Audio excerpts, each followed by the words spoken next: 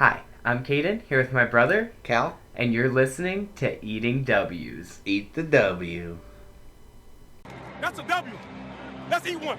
Let's eat one. That's a W. So, on today's episode of Eating W's, we have our NFL Week 12 recap, and of course this was the week with countless garbage matchups, but it actually ended up being quite entertaining. Pretty entertaining week of football. Honest. Yeah. So, we'll jump right into it. So, first up, we have the Raiders, who went to Dallas to take on the Cowboys, and the Cowboys pick up a win in this one. This was on Thanksgiving. This was the only Thanksgiving game that was even worth watching, probably, in my opinion. Yeah, in terms of competitiveness, entertaining. However, the one negative about it was that both teams had over 11 penalties, and over half of them were defensive pass interference or defensive holding. So there was a lot of gruff about the appearance of the referees. They were on camera more than I think Dak Prescott and Derek Carr. So I just realized I messed up and said Cowboys won. The Raiders won. The Raiders won in overtime. Overtime game. Actually, the Raiders should have won it before overtime. The Cowboys had a bit of a comeback to push it to overtime, and then the Raiders took it in overtime. Yeah, I mean, it's weird to say with them dropping 33 points, I think, but in my opinion, the Cowboys didn't look good. No. They were down a lot of people. They didn't have CeeDee Lamb that game. He was still in concussion protocol. Amari Cooper was still out. I think they were missing some linemen, if I'm not mistaken. Yeah, Zeke got banged up. A couple of defensive game, players even. So. But still, I mean, you're at home against a Raider team that's really been on a downslope these past few weeks. Not only reeling, but, their head coach is starting to figure out that it's difficult to coach in the NFL. Yeah. And he gotten out-coached a few times, and I thought this was a chance for McCarthy to show he can still coach, and proceeded to get out-coached by Beyonce over there. Yeah, it was entertaining. It was close, but it was weird. It's hard to explain because it was entertaining, but at the same time, it wasn't really entertaining because there wasn't frustratingly entertaining. That's how every Thursday game was, to be completely honest. Every Thanksgiving game. But moving on, next up we have the Eagles, who went to New York to take on the Giants, and the Giants pick up a win in a stellar defensive battle, to say the least. I want to say 13-7 was the final score. The Giants' defense is good, man. Well, they get some help from Nelson Aguilar. I mean, Jalen Reagor. I don't know. They both just dropped shit. Really? I can't tell Did which Reagor one. have a bunch of drops? Oh, Reagor had... I didn't get to watch all of this game. Reagor had two chances when they were down 13-7. Two passes in the end zone. Both from him in the hands. Dropped. Oh, that's rough.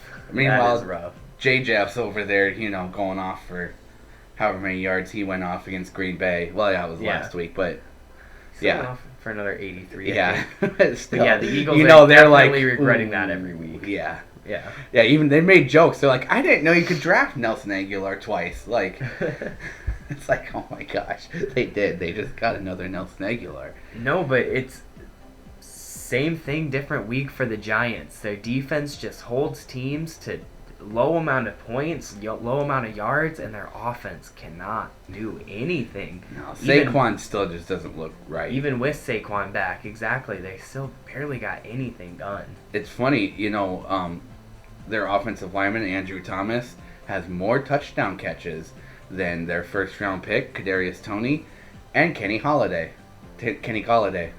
Really? Yep. When did Andrew Thomas get one? Last week. Oh, really? Yep. I didn't even know that. Yep, they ran a little fake with Patriots offensive lineman out in the flat. And that's funny. I actually didn't even know that happened. So Golladay has 0. Golladay still hasn't gotten a touchdown with the Giants? And Kadarius Toney has 0. That's just bad. When you have Andrew Thomas has 1. When you have Kenny Golladay in the red zone, because I know they make it in the red zone at least decently on par with other teams in the NFL. Think maybe it's Daniel Jones. I don't know. He's a great athlete, but... He's a great athlete, that's for sure. But anybody coming out of Duke, I have trouble trusting. Not football, yeah. They're obviously a basketball school. Laken Tomlinson. And even him, he first round, or high second, I can't remember exactly, but he's bounced around to a couple teams already. Hasn't really lived up to the full hype. Decent, but maybe not first round level. But yeah, very, very defensive game in that one. Next up, we have the Titans, who went to New England to take on the Patriots, and the Patriots pick up a win, but not near in the dominant fashion I would have guessed. I mean, they pulled away late, but the Titans were missing Derrick Henry, Julio Jones, A.J. Brown. You just... let's see, we could probably keep going. There's Jeremy McNichols. There's a long Adrian Peterson. What's his name? Bud I'm Dupree. totally blanking on it now. Who's the Hilliard? Hilliard came out and had a pretty good game for them. Kind of filled in for Henry, but one explosive play was really where most of his yards came from. But I think he had 130 or 140 yards. And I mean, the Pats continue to look good. Their defense, of course, continue to look stellar, even against this beat-up offense. But the Pats' offense, I feel like if they get in a shootout, they're just not going to win. Well, it's because they got a rookie at quarterback, and even though he's doing quite well compared to the other rookie quarterbacks, he still makes some mistakes. He still has some bad throws.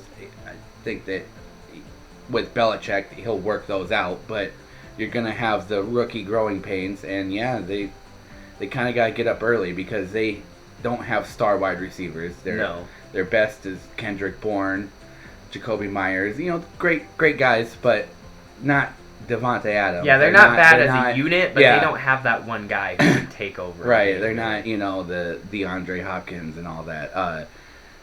But that's just the way the Patriots always have been. Exactly. All those Super Bowl teams never had the star wide receiver minus Moss. That's what I was that's what I was going to say about Mac Jones is he's a very Patriots-esque quarterback. Because, I mean, of course he's the best rookie quarterback. I'm not arguing that. And 4 rookies done very well. But you take away his high completion percentage, and there's just not much there. And the only reason the completion percentage is so high is because he spends so much time throwing those slants, stinking dunks. And that's just the way Belichick wants to do it. And it works. They said that...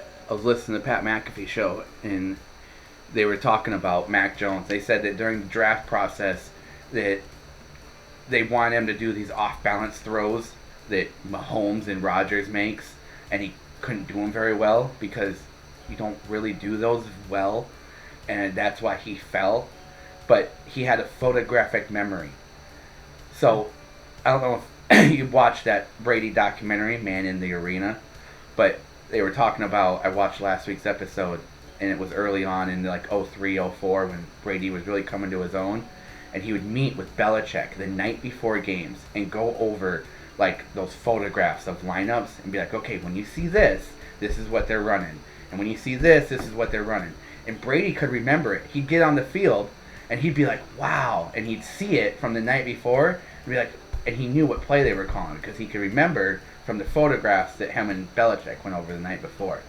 And apparently Mac Jones and Belichick are doing the same thing, where Jones has that photographic memory where Belichick can go over a defense and be like, okay, when you see them line up this way or do this shift, here's what's coming. And, I mean, in Man in the Arena, in the documentary, Brady's talking about how shocked he was that, he was right. He's like, wow, and it really helped build trust and all that. Like, damn, this guy knows what he's talking about. So, it's scary. I guess Mac Jones is scary. Truly is a baby Brady. He is. Just as unathletic. Yeah, I mean, that's for sure. Next up, we have the Chargers, who went to Denver to take on the Broncos, and pretty well got destroyed. The Broncos' defense, they started hot, and then it seemed like they were kind of losing it, but something has lit a fire under their ass, because these past few weeks, they have been absolutely dominating against pretty good offenses, such as the Chargers, or if you look back on the Cowboys when they pretty much shut them out. But yeah, the Broncos just played well. And again, it's kind of like the Patriots, where the offense hasn't done a ton. Like, the offense has been able to produce some points, but not enough to win if you don't have an elite level defense, like their defense has proved that they can play sometimes, because then sometimes they play the dead opposite. Yeah, I don't know what if it was the Von Miller trade or what, but they seem to have gotten better since that, which is odd. I don't know how you really do that, but I don't think it was like a wake up. Maybe it was sort of a wake up call, just in the sense of like, oh damn, anyone can be traded. Like, let's go. Like, maybe it kind of was that deal. One thing is their pass defense is really great. Like, the Eagles beat them because the Eagles ran for like 200 yards against them. Yeah. So I think that if teams try to run on them, it seems like they do better. Like the Chargers, not a pure running team. They have Eckler, good, but he's more of that receiving down. Yeah. Surtain has been balling out. The Cowboys, who yes, even though they have Zeke and Pollard, are pass happy. Yeah. McCarthy and it's don't agree with it, but they're pass happy, and look what happened. They got damn near shut out by the Broncos. So that's one thing. Also, is Patrick Surtain Jr. Yeah, second. Patrick Surtain second, I think. I think it's the second, correct. So he had a pick 6 off Justin Herbert. It was his first career pick 6. His dad, Patrick Surtain the first, his last career pick 6 came against the Chargers in Denver. I'm sorry, against the Broncos in Denver. So did he play for the Chargers? He played for the Dolphins. Oh, okay. The Dolphins were playing in Denver of Surtain's last year, and his last career pick 6 came in Denver against the Broncos. Surtain's first pick 6 came in Denver, obviously against the Chargers, but just a little bit of... I mean, it was probably inevitable that his first pick 6 was going to be in Denver, but... Yeah. Just a nice little tidbit connection there. That's funny. Literally continuing the family success. Yeah, literally. Decades later, where it left off. taking a whole new meaning to taking over the family business. Yeah. And I was gonna say the Chargers. I don't know what. The Chargers are just... I don't know. They were lost. AFC West contenders at the beginning of the season. They lost to the Vikings, which is apparently pretty bad because we can't seem to beat anybody anymore. Except the Packers. Except for the Packers. You get up to play the Packers every year. Speaking of the Vikings, next up we have the Vikings, who went to San Francisco to take on the Niners. And I know I just joke that we can't beat anybody anymore, but to be honest, I am happy with the way we played that game. I thought we played well. We had a lot sacked against us, pretty much down to our last 5 defensive linemen, with Everson and Dalvin Tomlinson being out. A bunch of guys really stepped up on the D-line. Sheldon Richardson stepped up. DJ Wanham had himself a sack, which I really like DJ Wanham, so that was cool. So that was good to see. And also, I hate to be that guy, but the refs screwed us over so poorly. I heard Zimmer complained about that. There was... The one he complained about was the holding on the Deebo Samuel's rushing touchdown. There was 2 holdings that I saw live. One on Juszczyk against Barr, I want to say, in the backfield. And then one on Kittle against Kendricks about 2 yards from the line of scrimmage. If one of those 2 guys don't hold even, that's probably a 1-yard loss or a 1-yard gain. But both of them hold. It turns into a 20-yard touchdown, huge momentum flip, and neither holding gets called. I really noticed this weekend, and I'm talking about this weekend, even in college, they let them play. They were letting them play. More than I've seen in a long time. And I think it's because of the backlash that they received from Thursday's Cowboys-Raiders game. Yeah. I mean, there was media analysts, Twitter was going off, that basically the stars of that game were the referees. That they got more airtime than like we said earlier, Dak and Derek. And that pretty much. I mean, we said it sarcastically, but they're not kidding. If you look at the referees' airtime, they had 30 minutes of possession. I mean, the Cowboys and Raiders each only had 10 minutes each of possession. The refs absolutely dominated. So I think that a reaction to that, the immediate knee-jerk reaction, was that they were okay, this weekend, let them play. But I mean, you gotta find a happy medium. Right, and now it seemed like they went too far the other way. So neither of those 2, don't get me wrong, neither of those 2 were blatant holding calls. Oh my god, how do you miss that?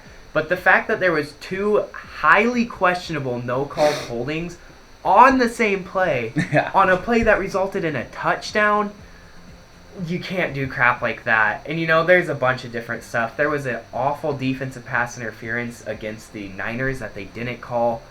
That catch that Thielen made on the 2nd and 9 late in the game was definitely a catch, and they called it incomplete. That ball never even touched the ground, and they called it incomplete. Stuff like that I don't get. But overall, don't get me wrong, the Niners played well. They really did play well. Their defense stepped up. Debo is continuing to be a beast, even though he got hurt, but it looks like he's going to come back. But I'm not 1 to 2 weeks. I'm not disappointed with the way the Vikings played either. Like I said, the Cards were really down in our favor, against our favor on the defensive line. Cook got hurt, and when he got hurt, he also left on a huge momentum-shifting fumble that really screwed us over. So to have all that happen and then only lose by 1 possession late in the game, I'm okay with that. Really and to update Cook, it sounds like he's only going to miss 3 games. Two. I heard 2 to 3 is probably yeah, more that's accurate. what I heard was 2 to 3, not season ending. So I'm happy to hear that. Yeah, and also we got Lions and a what seems to be maybe T.J. Wattless Steelers. So he picked a good 2 games to miss, I guess, if he's going to miss games. And I think if you guys were or become eliminated, I could see him going on IR. I would, if there's a chance, if there's no way of us making the playoffs in the next 2 weeks, I'd be more than fine with that. Right, I think if you guys go 0-2, 0-3 here, he also, might just... I want to see Kene Nwangu get some carries. He's proved himself on kick return. I don't know. I think that dude can just run. I think that's... He is. If he gets past I remember that the first line, backlash of when you guys took him. It was kind of like, what? This dude's like an... I wasn't mad necessarily, but I was kind of like, wow, this is out of nowhere. But then I looked at his combine, and I was like, holy shit, I see why we took him now. That is an athletic freak. He is You so guys fast. targeted a kick returner. Yeah. I mean, so I'd say just leave him. He's doing well there. Don't mess with that. Don't put he's too got much a in few his carries, head. though, and when he when he runs the outside zone, oh yeah, he is past the you line gotta of put him. scrimmage You gotta like do that. those either a toss play. You gotta give him out on the edges. It is absolutely He insane. is not a between the tackles guy. It is whatsoever. absolutely insane how fast he gets past the line of scrimmage. But moving on, we had the Rams go to Green Bay to face the Packers, and the Packers pick up a win and also a 1-possession game, I want to say. Very late is when they closed the gap by at all, 8. but, yeah. But boy, Green Bay really just dominated that game from the get-go. It was 10-0 before the end of the first quarter. Had a chance for it to actually go 17-0 and fumbled the punt. I saw that. Yeah. Didn't you have 2 muffed punts? Yeah, we had 2. I saw that. 2. So our special teams definitely need some work. Mason Crosby only missed 1 field goal. He did miss a field goal, He did miss 1. He hit the upright on 1, but hey, he hit his other 3, all his extra points. So improvement. Rodgers, did you know that Aaron Rodgers hit 22 point... I can't remember whatever that number was from the Monday Night Football game. Stupid ass Derek. 21.8 miles per hour. No, he didn't. I don't know. They haven't done the sports science on Aaron Rodgers' touchdown, 9-toe touchdown run. But I do know that he did outrun.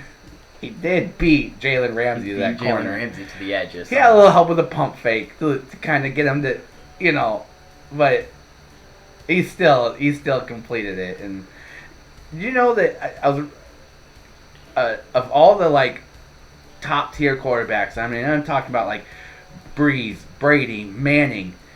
Rodgers has, I think it's 17 games of 300 passing yards and over 25 rushing yards.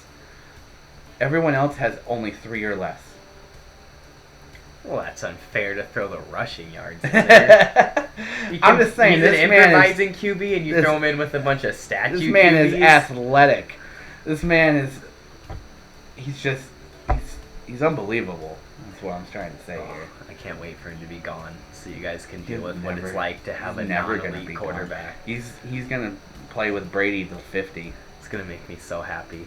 I didn't actually get to watch any of this game, but I just found it funny that Callan kept talking about how everyone's so high on the Rams' offense and defense, having only 3 players each, and you said you'd take them, and you did. You played well. Yeah. You did allow a deep Odell Beckham touchdown, though, which We is did get. sad. They got one on us.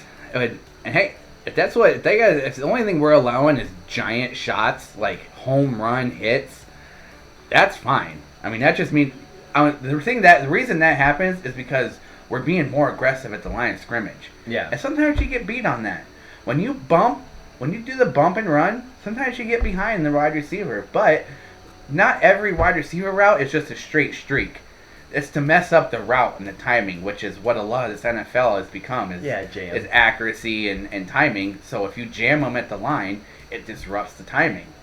which then the pass rush disrupts the quarterback's timing. I like it better, and as long as we're obviously still scoring points, I say we can allow those solo home runs. Yeah. I mean, I compared it to a baseball game where we were up 5-0 and they hit a solo shot. Okay, it's 5-1. All right, I didn't think we were going to shut them out. Wow, you know? good job. Yeah, and I love the way we played. We held Aaron Donald to a minimum impact. He was disruptive, but he didn't have a large impact on the game. Von Miller only had one big play. It was like a 6-yard loss on a toss play. Otherwise, he was nullified for most of the game. Jalen Ramsey obviously got beat by Rodgers on the run. Against Devontae, Devontae was 7 out of 7 for 80-some yards. I mean, so we were able to. It was a pretty good battle. We were able to put up a fight. I mean, against Ramsey, he didn't have any pass breakups, no picks. My boy Rasul had his first ever career pick 6 off of Matthew Stafford, which a little bit of coincidental irony here. The Packers' last pick 6 was in week 2 against Detroit on Matthew Stafford. So, was the last time you guys had a pick 6? Yeah, last year, week 2. Yep, they're pretty few and far in between for us. Huh. But Stafford helps us out with that. Yeah, Jesus, bro. Other than that, yeah, the Rams they need to get a running game. I think that'll help a lot. And their interior offensive line, sorry, I misspoke there, is not good. Kenny Clark looked much more dominant than Aaron Donald. Kenny Clark's also just very good. I mean, yeah, he's. In fact, Joe Barry, who coached not only Aaron Donald in L.A., but was also with Warren Sapp in Tampa Bay, says that Kenny Clark is on the same level as those two. He's good. And that's a compliment to all three, because Warren Sapp, in my eyes, is one of, if not the greatest defensive lineman in NFL history. With Jerry out, when the Vikings play you guys, the only person on your defense I'm truly scared of is Kenny Clark. Mm-hmm. So, yeah, I didn't get to see it all, but it looked like a good game.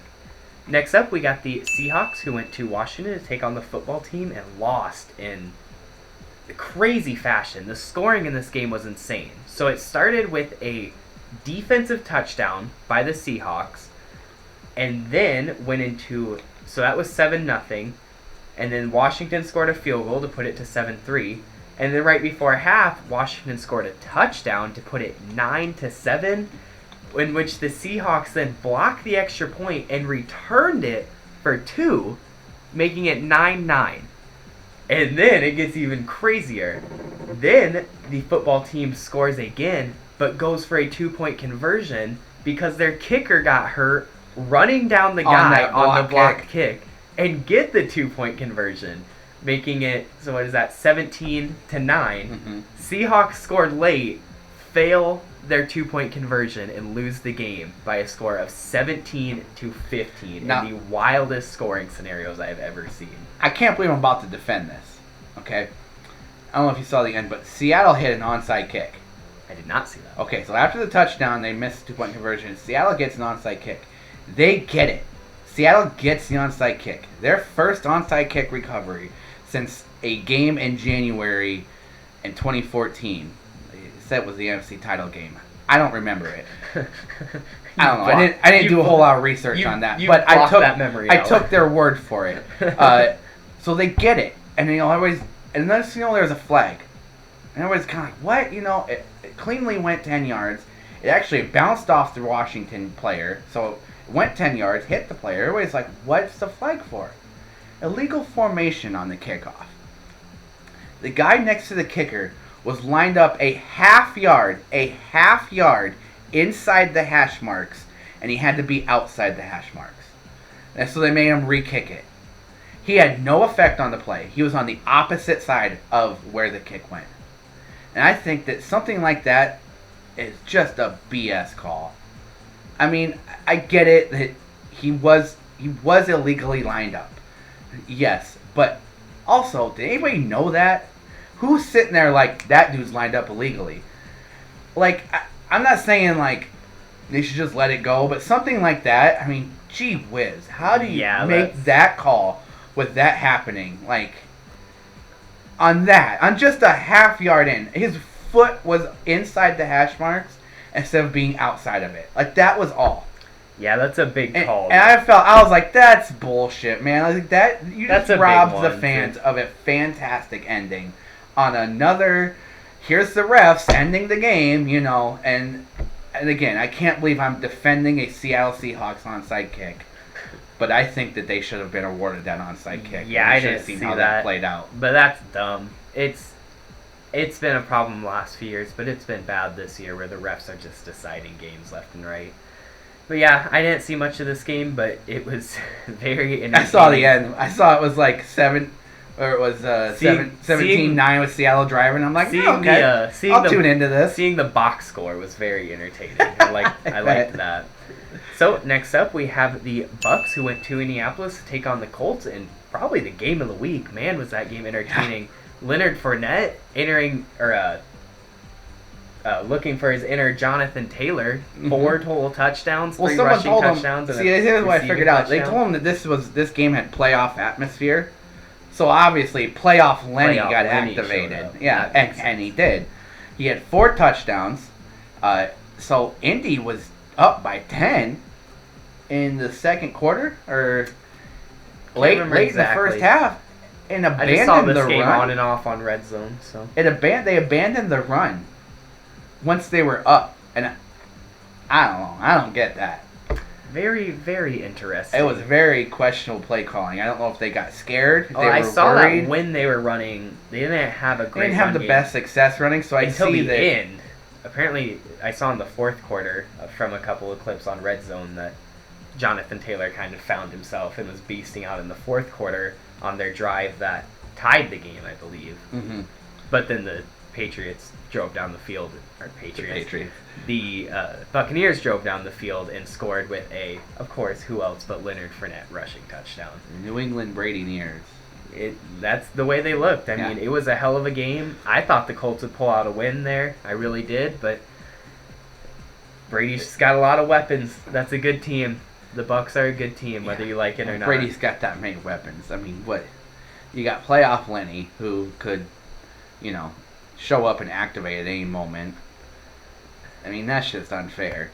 Yeah. It's not even the playoffs yet, and you got this man running like he's on fire, And I just don't get why the Colts abandoned the run. I mean, Awful it's been there. It's been their bread and butter all season. Their pass game against them was okay. I'll give them that, but that's no reason to abandon the run when you have Jonathan Taylor. Wentz started launching punts. He had an interception that was a punt. He had a couple of deep pass breakups. Yes. And it's like, what are you doing? Like, I get, the Tampa Bay was now the number 1 rush defense. It is tough to run on them. They got a good line. Vita Vea came back, got his tooth knocked out, came back again. Straight knocked out. So that's a big guy to run against. But it's still, you got Jonathan Taylor. Why not? If it's their strength, run your strength against their strength. Yeah. Great game, questionable play calling. So now we'll fly through some quick kicks since we're running a little high on time. So we'll start off with the other 2 Thanksgiving games. First with the Bears at Lions. Andy Dalton came in and got the Bears the win in his first start in a while. But it was against the Lions, so does it really matter? And if you want to watch highlights of this game, just don't. Because there really wasn't any, if we're being completely honest. Mm-hmm. It was a boring game. I can't think of an actual play that happened besides the game-winning kick. Because exactly. And even the game-winning kick was nothing special. It was a chip shot for a goal. There was literally nothing to talk about in that game.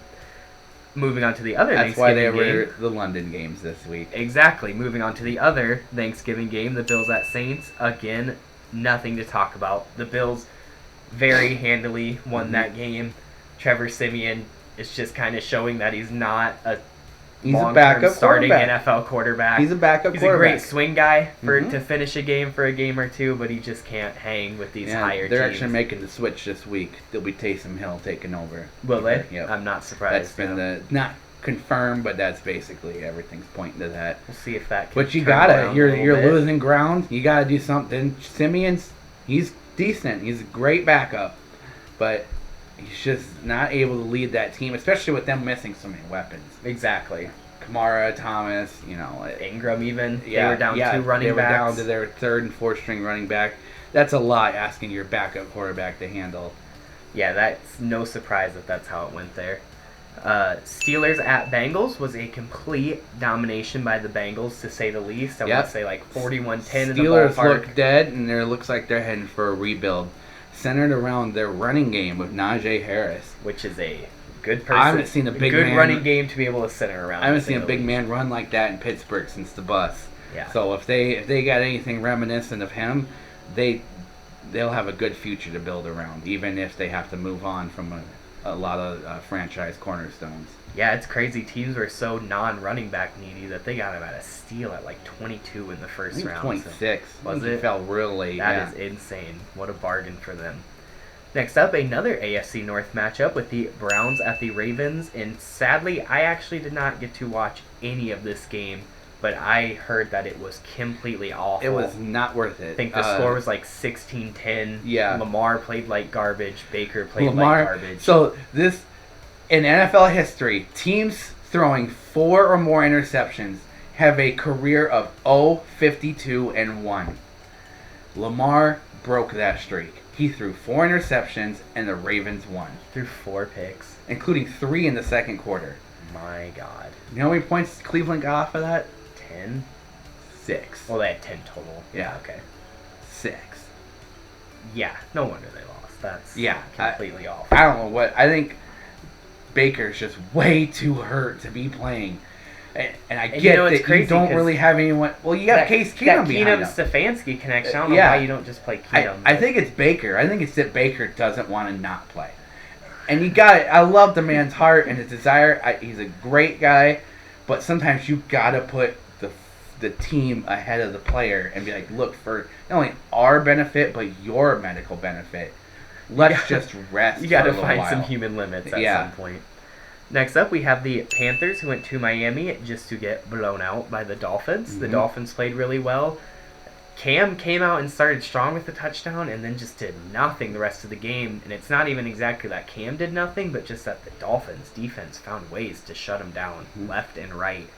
As for the Dolphins' offense, I didn't think they looked amazing by any means, but I thought Tua finally looked comfortable for the first time. Mm-hmm. I'll give him that. But past that, I still have a lot of questions about Tua. I think all the Fitzpatricks and Jacoby Briskets and Deshaun Watsons, they finally lit a fire under his ass. They're like, why am I not the guy? Yeah. Why is it always this guy or this guy? Oh, we can go get this guy. This guy's got 22 rape charges against him. Let's get him.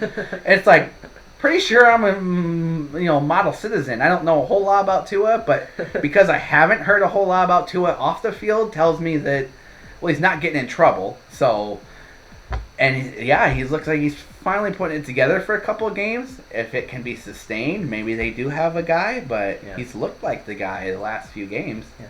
Happy to hear that Watson's only down to 22 I don't charges. know. That might be exaggerated. Good. No, that's good for him. He's making progress. And then Carolina, Cam Newton has worst career game ever. 5 of 21, a 5.8 quarterback rating. 5 of 21. Yeah. That is a 24% I think that he should be rate. used as the gadget goal line guy. Jesus, that is and have PJ Walker be the quarterback. I think it'd be much more better offense. Get into the red zone, then put Cam in. Have Cam be your red zone quarterback because those quarterback draws he runs and those option routes in the red zone, he's just too big and built to stop that. But when you have the whole field, it's easier to stop it. I like something like that. That's a good idea. Next up, we have the Falcons at the Jags. Falcons pull off a win in a original blowout that turned into kind of a close game. The Jags closed the gap a little bit, but overall, Falcons pick up the win. Yeah, it wasn't a whole lot I know about this one. Not much happened.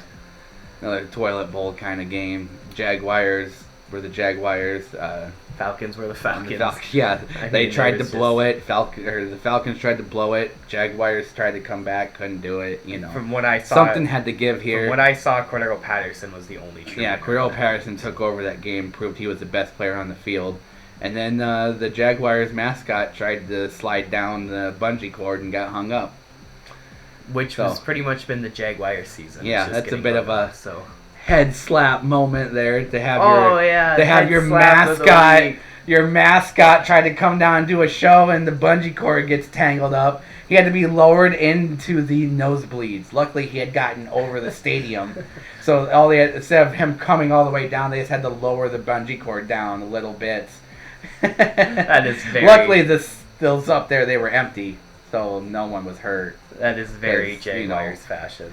Who's going to a Jaguars game? Paying for nosebleeds. And finally, for the quick kicks, we got the Jets who went to Houston to take on the Texans and picked up a win in a surprisingly pretty good game to watch. Zach Wilson looked okay. The Jets' defense looked okay. Quint Williams continued to ball out. And the Texans didn't even look that bad either, even after... This actually was a good game because it looked like two evenly matched up teams. Exactly. You put two awful teams against each other, sometimes you get a bad game. Sometimes you get a good game. This one turned out to be a pretty good game. It wasn't really sloppy. There were some pretty decent big plays. No, competitive football. There was nothing to really talk about the game, but what I saw of it, I actually enjoyed it. It was nice to see Zach Wilson go in there and get a win after everything with Mike White and then Josh Johnson and then Joe Flacco and I don't know. They were also probably trying to get Deshaun Watson because I'm not gonna lie. Next year, once they have a year under the regime of Robert Saleh. And they have guys like Zach Wilson, Michael Carter, and Elijah Moore entering their sophomore season. That might be a shocker of a team. That might be a shocker of a team there. I think that this is a good opportunity for the Jets to turn it around. I think Saleh is a pretty good guy. He's pretty smart. Comes from that McVay, LaFleur coaching tree. So those have all been pretty successful. This is the first defensive guy from the McVay coaching tree to go off. Oh, I'm sorry. Brandon Staley also got the Chargers coach. Yep, the Chargers he was their defensive coordinator last year. So interesting. Yeah, wow, that was it. I tried to say interesting. The McVay coaching tree. They're finally going from the offensive guys. Now they're starting to pluck those defensive guys. There's just gonna be nothing left at some point. It's all gonna be taken so Minnesota over. better get in there and get something. I'm good. So that was our NFL Week 12 recap. Thank you all so much for watching, and until next time, don't forget to eat the W.